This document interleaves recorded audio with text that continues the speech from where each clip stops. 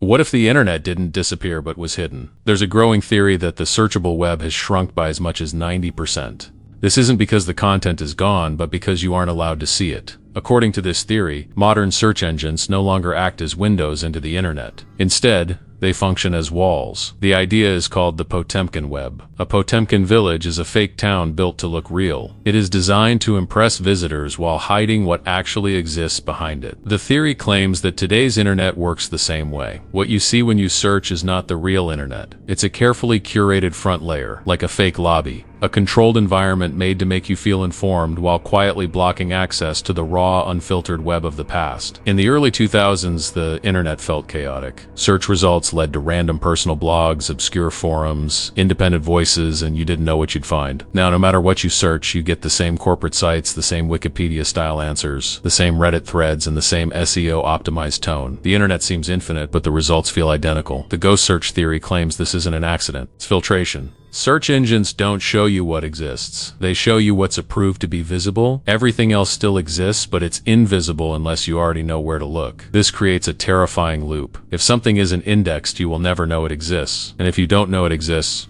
you'll never search for it. According to the theory, most of the real internet is now a ghost layer. Old websites from the 2000s and early 2010s still exist. Forgotten forums, archived blogs, and independent research still exist, but search engines no longer surface them. Not because they're low quality, but because they're uncontrolled. The Potemkin web suggests that modern platforms prefer AI-summarized, corporate-friendly, liability-safe content, not messy human thought, not unfiltered archives, not long-form discussions, and not contradictory perspectives, just the clean, digestible, algorithmically safe information. In other words, search engines no longer map reality. They replace it. Another layer of the theory claims that AI is the final piece of the illusion. Instead of letting you find raw information, the system now gives you pre-digested answers. You don't explore, you receive. You don't discover, you're summarized. AI doesn't show you what people thought. It shows you what the system thinks you should know. This slowly trains users to stop searching altogether. The theory says this is the real goal. It's not censorship, but behavioral redesign. It turns people from explorers into consumers of synthesized reality. The Potemkin web also explains something strange that digital historians have noticed. When they manually access old URLs, many still load, but you'll never find them through search. The page exists,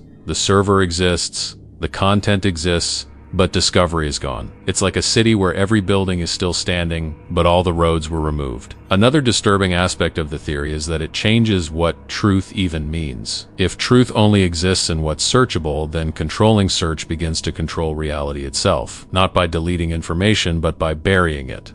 And buried information might as well not exist. The scariest part is that no one designed this system maliciously. It emerged naturally through SEO optimization, algorithmic ranking, corporate incentives, legal risk avoidance, and attention economics. Each layer made the web more efficient, but also smaller, cleaner, safer, and more artificial. The Potemkin web doesn't claim the internet is fake, it claims it's segmented. There's the front web, what you're allowed to see, and the ghost web, what still exists but no longer surfaces. Two internets, but one is visible and one is forgotten. The final layer of the theory is the most unsettling. It suggests that future generations will never even know this happened. They'll grow up believing the internet has always looked like this. They'll inherit a perfectly curated reality without realizing it's a museum built on top of a massive buried world. And if the homepage is a wall, then most people will never realize the internet didn't disappear. It was just sealed off behind glass.